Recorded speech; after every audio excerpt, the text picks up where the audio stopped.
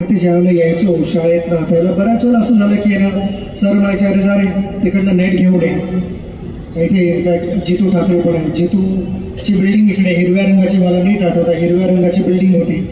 त्या बिल्डिंगीत जितूच्या बाबांनी सरांना एक छोटीशी रूम दिली होती जिकडे सगळे क्लब क्रिकेटर्सचं एक कॉमन किट असायचं जे मीही वापरलं. ज्यावेळेला सुरुवात केली क्रिकेट खेळायला त्यावेळेला एक कॉमन क्लबचं किट होतं. सरांनी मला सांगितलेलं की तू हे वापर, हे पॅड्स ग्लव्स बॅग जे काय असेल सगळं वापरतो. तर त्या तिकडे आम्ही किट ठेवायला जायचो. एक मोठं पोतं असायचं त्या म्हणजे आज जर का त्या पोत्याचा कोणी वास घ्यायला सांगितलं तर तो चॅलेंजिंग असेल कारण तो घाम कधीच सुकला नाही तिकडे आत रूममध्ये असल्यामुळे. आणि नंतर नाईला सुद्धा पण ते घालून आम्ही खेळायचो. आणि अबाव ऑल जो आनंद आम्हाला मिळाला आणि जे एक प्रत्येक गोष्टीचं जे व्हॅल्यू करण्याचं जे सरांनी शिकवलं दॅट वॉज इम्पॉर्टंट आमच्यासाठी. बऱ्याच वेळेला रोलिंग आम्ही करायचो, पाणी मारायचो. इकडे प्रवीण तुम्हाला सगळ्यांना आठवत असेल तिकडे आपला एक ग्राउंड होता रामचंद्र म्हणून. तर रामचंद्रला बऱ्याच वेळेला वीकेंड्स कधी यायचे नाही यायचे ते कळायचं नाही. तो थोडा एन्जॉय करायचा त्यामुळे तो प्रॅक्टिसला पण कधी कधी यायचा नाही. त्यामुळे आम्हालाच पाणी वगैरे वेगळीला मारून रोल करून वगैरे नेट लावून आम्ही प्रॅक्टिस करत होतो. सरांनी आम्हाला ते ट्रेन केलं होतं आणि मला वाटतं त्यामुळे एक गेम बरोबर जे बॉन्डिंग झालं आणि जे अंडरस्टँडिंग होतं जे मी म्हणे आज आपण म्हणतो की स्ट्रीट स्मार्ट प्लेअर आहे. स्ट्रीट स्मार्ट प्लेअर कसा घडतो त्याला ज्या वेळेला ह्या सगळ्या गोष्टी करायला लागतात त्यावेळेला त्याला अंदाज येतो विकेट कशी रीड करायची, कुठचा रोल घ्यायचा, विकेटला किती पाणी दिलेलं आहे, किती मॉइश्चर आहे. ह्या सगळ्या गोष्टी आम्हाला न कळत कुठेतरी आमचा ब्रेन त्या गोष्टी इन्फॉर्मेशन ॲब्सॉर्ब करत होता. तर हे सरांचं कुठे ना कुठेतरी एक कोचिंग होतं. आज त्याला एक वेगळं एक डेफिनेशन मिळालेलं आहे की ना level 1 coaching, level 2, level 3, level 4. पण ते लेवल 1, लेवल 2 ह्या टाईपचं कोचिंग सर 70s आणि 80s मध्ये करत होते. त्याला फक्त एक टॅग नव्हतं एवढंच. सरांची जी एक विजन होती की ना प्लेयर्सना कसं शिकवायचं आणि थोडक्यात सांगायचं तर म्हणजे आपल्या किटला कसं रिस्पेक्ट करायचं हे सरांनी शिकवलं.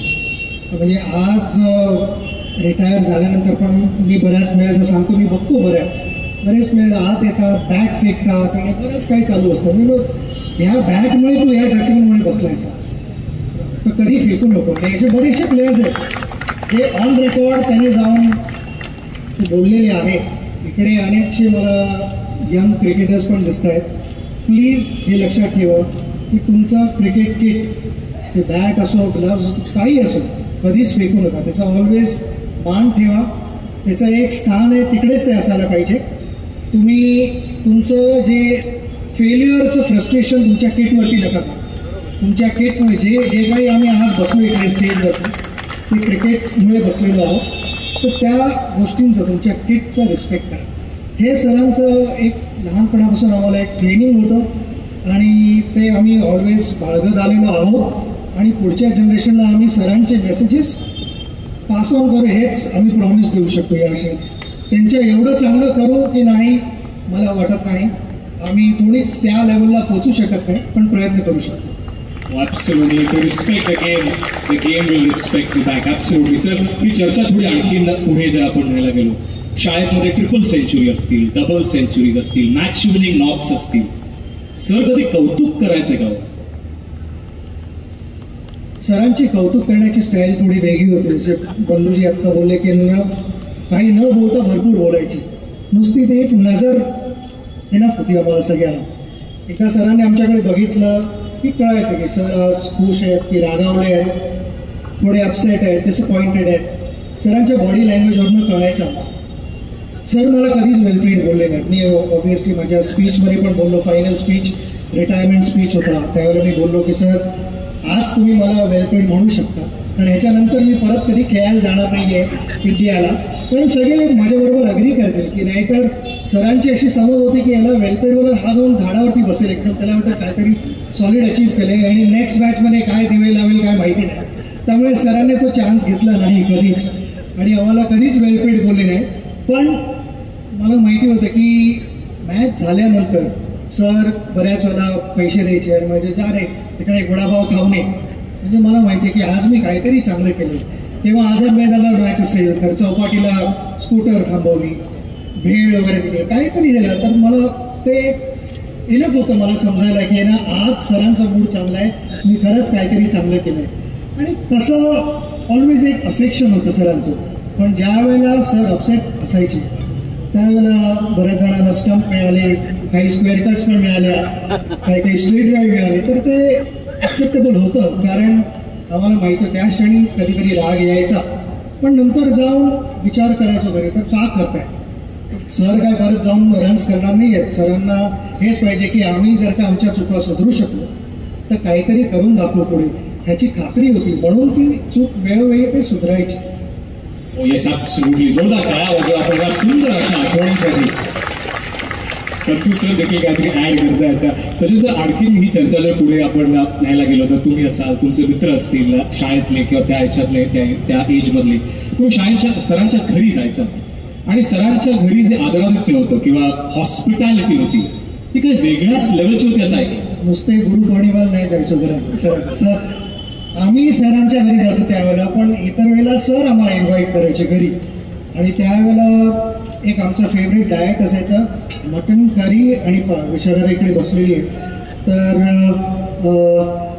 सरांची मेसेज आहे ना आम्ही मम्मी म्हणायचो आणि तेच स्थान होतं आमच्यासाठी त्यांचं. कारण एवढं प्रेम दिलं आम्हाला. ज्या ज्या वेळेला आम्हाला घरी सर बोलवायचे आणि मम्मी बोलवायचे त्यावेळेला जे मी बोललो ते एक स्टेपल डाएट असायचं की ना मटण करी मोठं पातेलं यायचं मटण करीचं आणि पाव आणि लिंबू आणि कांदा, हे डाएट असेल. सुरुवातीला काही आयडिया नव्हती की किती आग्रह करणार आहे. आणि सर बसायचे तिकडे खुर्चीवरती आणि आम्ही सगळे खाली बसायचो आणि खायला सुरुवात करायचो. आणि पोट भरल्यानंतर जो आग्रह सुरू व्हायचा त्यानंतर असं वाटायचं की पोट फुटणार आहे. आणि विशाखा आम्हाला सर्व करायची स्वतः येऊन, कारण ती एक आपुलकी होती आणि फॅमिली मेंबर्स सारखेच होतो. नंतर आम्ही थोडे धडा शिकलो होतो की ना सरांच्या घरी जाऊन पानावरती बसलो त्याच वेळेस सांगे बास अजून नको. आणि त्यानंतर थोडंफार जेवण आग्रह करून जे व्हायचं तेही भरपूर असायचं. तर हे एक अफेक्शन होतं जे मम्मींकडनं जे आम्हाला जे प्रेम मिळालं, सरांकडनं तर होतंच आणि फॅमिलीकडनं पण होतंच, पण मम्मींकडनं पण जे प्रेम मिळालं आणि त्यांचा जो आशीर्वाद होता तो आमच्यासाठी फार मोठा होता. Yes absolutely. किती छान सचिन तेंडुलकर यांनी सांगितलं की ती फॅमिली, ते अफेक्शन, ते प्रेम, तो जिव्हाळा तो काही वेगळाच होता. सर एक 2 प्रश्न आणि मग सांगता करूया ह्या आपल्या इंटरॅक्शनची. सचिन तेंडुलकर जेव्हा बॅटिंग करायचे किंवा प्रॅक्टिसला यायचे तेव्हा काही नियम वेगळे होते सरांचे. मग ते राऊंड्स असतील ग्राउंडच्या किंवा फिल्डर्स असतील ग्राउंडवर, काही वेगळे नियम होते तुमच्यासाठी? माझ्यासाठी वेगळे नियम असं म्हणणार नाही मी. सर मला बॅटिंग द्यायची, नक्कीच जास्त द्यायची बॅटिंग. बाकीच्या बऱ्याचशा प्लेयर्सपेक्षा मला जास्त बॅटिंग मिळायची. पण एक वेगळा नियम मात्र रेग्युलर सरांनी ठेवला होता माझ्यासाठी. इकडे सगळ्या क्लब क्रिकेटर्सना किंवा शाळेच्या क्रिकेटर्सना शिवाजी पार्कची एक राऊंड फुल मारायला लागायची प्रॅक्टिसच्या आधी आणि प्रॅक्टिस झाल्यानंतर. सर मला मुद्दाम म्हणायचे अरे तू ते नेट लेवायला घे, थोडा रोल कर आणि हे कर आणि मग आता बॅटिंग कर. आणि बॅटिंग करायला लावायचे बऱ्याच नेट्समध्ये. ॲक्च्युली 5 नेट्स असायचे, 2 साईडला असायचे आणि 2 दुसऱ्या बाजूला आणि एक सेंटर नेट असायचं ज्याच्यावरती आम्ही मॅच खेळलेलो असायचो. त्याच सेंटर विकेटवरती लास्ट मला बॅटिंग द्यायची सर. आणि जे मी 1 रुपयाचा कॉईनची जी स्टोरी सांगितली होती सर, त्याच वेळेला ते 1 रुपयाचं कॉईन ठेवायचे स्टंपवरती आणि मला सांगायचे की तुला 10 मिनटं सर्व्हाइव्ह करायचं आहे, आऊट नाही व्हायचं. आणि फिल्डर्स आता तुम्ही आहात तिकडे एवढे, पॉसिबली ह्याच्यावरही जास्त फिल्डर्स असायचे तिकडे.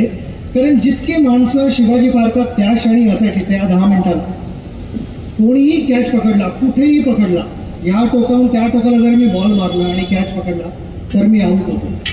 मला सरांबरोबर आर्ग्यू करायला काही स्कोप नव्हता, कारण तो एक रूल होता की कोणी कुठेही कॅच पकडला युअर आउट. तर ते सर्व्हाइव्ह करायला लागायचं. ते थकल्यानंतर सर मला म्हणायचे अरे तुझे 2 राऊंड्स आता राहिलेले आहेत, कारण दुपारची एक राहिलेली आहे आणि आता प्रॅक्टिस झाल्यानंतर राहिले, तर 2 राऊंड मारायला लागले. सुरुवातीला मी पॅड्स वगैरे काढले, ग्लव्स बॅट वगैरे बाजूला ठेवली. सर बोले तू मॅचमध्ये अशी बॅटिंग करायला जाणार आहेस का, रन्स असे करणार आहेस का? नाही ना, तुला बॅट लागणार आहे, पॅड लागणार आहे, ग्लव्स, तुझं फुल किट तुझ्यावरती असायला पाहिजे बॉडीवरती, आणि ते घेऊन तुला 2 राऊंड मारायला लागणार. बरं, थोडं शॉर्टकट घ्यायचं तर ते काही चान्सच होतं, कारण सरांची नजर अशी होती की थोडं पण इकडे तिकडे कोणी प्रयत्न केला शॉर्टकट तर त्याला एक एक्स्ट्रा राऊंड मारायला लागायची. तर त्यापेक्षा शॉर्टकट न घेतलेला बरा होता, आणि ते लहानपणापासून ट्रेनिंग मिळालं की शॉर्टकट घेऊ नका. पण सर स्ट्रिक्ट होते, पण ज्या ज्या वेळेला आम्ही काहीतरी चांगलं करून दाखवलं, सरांची जी एक पाठीवरती ते एक शाबासकी द्यायची ती त्याने सगळं काही मूड बदलायचं, की ज्या ज्या वेळेला कोणी स्क्वेअर कट केले की काय केले ते सगळं डोक्यात निघून जायचं. वाव, किती सुंदर आठवण. म्हणजे आज इथे क्रिकेटर्स पण आहेत सचिन सर, किती ती कल्पना पण आपण नाही करू शकत की इतके सगळे जर फिल्डर्स असतील, त्या फिल्डर मधनं कॅप काढायची, कोणीही कॅच घेतला तर तो आउट असणार. काय नियम होता, 664 मॅचेस सर खेळले, आणि कॅप्स कसे सचिन तेंडुलकर काढायचे याचं जर रहस्य आपल्याला पाहिजे असेल तर आज ह्या उत्तरातनं आपल्याला मिळालं की every fielder at Shivaji park, every person at Shivaji park use to be a fielder. Sir, एक शेवटचा प्रश्न. आचरेकर सरांचं क्रिकेटचं कोचिंग हे तर आपण आता ऐकलं, तुम्ही सांगितलं, पण क्रिकेटशी रिलेटेड एनिथिंग अंडर द सन काही तुम्ही त्यांच्याकडे मागितलं तर त्यांच्या त्या युनिफॉर्ममध्ये किंवा कुठलं तरी ते गोष्ट ते निर्माण करायचे आणि सांगायचे की हो हे आहे, नाही कशालाच म्हणायचे नाही. इनफॅक्ट हे स्टाईल आत्ता निघाले कार्बोट रावजस आणि हे सगळं सरांनी ते त्याच वेळेला सुरू केलेलं. भरपूर सरांकडे काही मागा, सँड पेपर मागा, किंवा बॉलची बऱ्याच वेळेला सीम थोडी खराब व्हायची, शिलाई बाहेर निघायची, त्यावेळेला सरांकडे कातर असायची, स्विस नाईफ असायची, कोणाला ग्लू हवा असेल तर ते, कोणाची तब्येत बरं नसायची तर क्रोसेन काय बँडेड जे काही मागाल ते सगळं सरांच्या खिशात असायचं, कुठे ना कुठेतरी सरांनी लपवलेलं असायचं. आणि सर्वात डेंजरस होतं ते मॅच नंतर जे सर म्हणायचे, आता आपण डेमॉन्स्ट्रेशन करूया, कारण तो एक सरांचा फेवरेट वर्ड होता की मॅच डेमॉन्स्ट्रेशन, की मॅचमध्ये कोणी काय काय चुका केल्या ते सगळे सरांच्या छोट्या चिठीवरती सरांनी लिहिलेलं असायचं. आणि ते जस्ट कोड लँग्वेज होती की सर जास्त नाही लिहायचे, जस्ट एक कुठेतरी एक वर्ड लिहायचे, आणि मग ते सरांना माहिती असायचं की कुठे कोणाची काय चूक झाली. तर त्या ह्याच्यात मला आठवतं आहे अजून, आता विनोद पण इकडे आहे, तर आम्ही एखाद्या पार्टनरशिपला पिचवरती पतंग, तर आम्ही दोघे बॅटिंग करत असताना आमचे मित्र तिकडे पतंग उडवायला लागले बॅटिंग करताना. ते सरांनी बघून ठेवलेलं, कारण सर ऑलवेज लपून बघायचे मॅच, कधीच असे समोर येऊन टेंटमध्ये बसतील वगैरे कधीच नाही, ऑलवेज झाडाच्या मागे कुठे ना कुठे. इनफॅक्ट जिकडे आपण आता होतो 1 तासाआधी तिकडेही सर उभे राहून मॅच बघायचे, आणि त्यांचे फेवरेट स्पॉट होता तो मागे आमच्या इकडे कामत मेमोरियलचं जे टेंट लागायचं, बरोबर त्याच्या मागे सर उभे राहायचे, टेंटच्या मागे असायचे, त्यांची स्कूटर पार्क केलेली असायची, आणि तिकडनं ते जस्ट असे आडवे होऊन असे बघायचे मॅच की ना काय, आणि ते पॉईंट्स नोट करत असायचे. तर त्यावेळेला नुसतं मी एवढंच एक वाचलेलं, विनोद काईट, आणि त्यानंतर एक स्क्वेअर कटचा मी आवाज ऐकला होता ते झालं होतं क्रॉस मैदानावरती. पण अशा गोष्टी आमच्याबरोबर सदैव राहतील. सर एक मी म्हणेन की चालते फिरते एक जनरल स्टोअरच होतं की त्यांच्याकडे सगळं काही मिळू शकायचं, आणि अबाव ऑल केअरिंग होते, कारण बऱ्याच वेळेला प्लेयर्सना इंजुरीज व्हायच्या, आणि ते तात्पुरता डॉक्टरांकडे पोचेसपर्यंत काही ना काहीतरी मेडिकेशन देऊन ती सिच्युएशन कशी आपल्याला कंट्रोलमध्ये ठेवता येईल ते बघायचं. तर ते म्हणजे आज फिजिओज असतात आणि बरेचसे लोक आहेत, डायटिशियन आणि सगळं. सर ऑल इन वन एक ट्रू ऑलराऊंडर होते आमचे. ॲब्सोल्युटली, जोरदार टाळ्या आपण वाजवूया. Thank you so much Sachin sir, thank you so much. तुम्ही इतक्या सुंदर आठवणी आम्हाला सांगितल्यात. असे म्हणतात की some evenings should never end and the moments should pause for ever. काही संध्याकाळ संपूच नाही आणि तो क्षण असाच तिकडेच थांबावा. पण आजची ही जी संध्याकाळ आहे, कार्यक्रमाची रूपरेषा आहे. आज सर आपल्यात नाहीत, पण सरांच्या आठवणी, सरांचं योगदान आणि सरांचा हा त्याग आहे, त्यामुळे हे क्रिकेटर्स आणि इतर सारे क्रिकेटर्स निर्माण झाले.